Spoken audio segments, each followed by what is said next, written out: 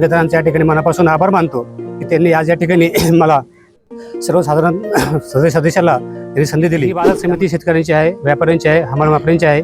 त्यांना योग्य न्याय देण्यासाठी आम्ही दोघं या ठिकाणी चांगल्या प्रकारे काम करू। सामान्यांना जे शेतकऱ्यांना भाव जो मिळाला पाहिजे त्यासाठी आम्ही दोघं या ठिकाणी पुढाकार घेणार आहोत, जेणेकरून शेतकऱ्यांचा आलेला माल हा चांगल्या प्रकारे त्यांना बाजारपेठ या ठिकाणी मिळाली पाहिजे। रामरावजी सभागृहामध्ये सहकार महर्षी रामरावजी उदयसिंह अण्णा यांना स्मरण करून आपले तालुक्याचे आमदार आदरणीय मंगेशदादा आणि आपले नगराध्यक्ष प्रतिभा वहिनी यांच्या नेतृत्वाखाली आणि सर्व आमचं संचालक मंडळ आज यांच्या सहकार्याने आज या ठिकाणी माजी चेअरमन म्हणून आणि व्हाईस चेअरमन म्हणून राहुल पाटील यांची निवड केली। या ठिकाणी सर्वप्रथम मी आदरणीय तालुक्याचे आमदार मंगेशदारांच्या या ठिकाणी मनापासून आभार मानतो की त्यांनी आज या ठिकाणी मला सर्वसाधारण सदस्याला त्यांनी संधी दिली, त्यामुळे त्यांचे मनापासून आभार मानतो।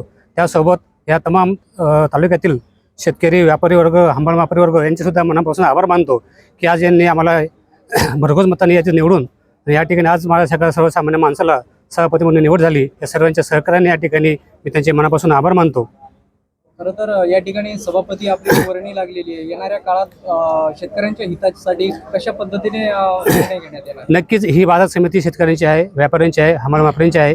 त्यांना योग्य न्याय देण्यासाठी आम्ही दोघं या ठिकाणी चांगल्या प्रकारे काम करू, जेणेकरून या ठिकाणी शेतकऱ्यांना चांगला भाव मिळेल। व्यापारी वर्गांशी संगमताने या ठिकाणी ज्यांना जास्तीत त्यांना शेतकऱ्यांना भाव मिळेल, जेणेकरून ही बाजार समिती चांगल्या प्रकारे या ठिकाणी जिल्ह्यामध्ये नाव कमेल, असं आम्ही दोघं प्रयत्न करू। पहिला निर्णय कोणता घेण्यात येणार आहे?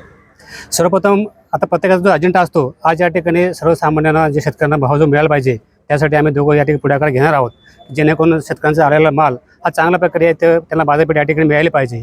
त्याबरोबर दुसरा जो आमचा प्रामुख्याने संचालक मंडळाचा जो हेतू आहे की या ठिकाणी शेतकरी आल्यानंतर त्याला सेम डे त्या ठिकाणी त्याला पेमेंट मिळलं गेलं पाहिजे, हा प्रामुख्याने आमचा हेतू असणार आहे, जेणेकरून तो शेतकरी समाधानी पाहिजे। आणि येणाऱ्या काही काळामध्ये जे मंगेशदाराने जे काही आम्हाला या ठिकाणी शेतकऱ्यांना जे स्वप्न दाखवलेले आहे ते नक्कीच या ठिकाणी आम्ही दोघं मंगेशदारांचे स्वप्न पूर्ण करू।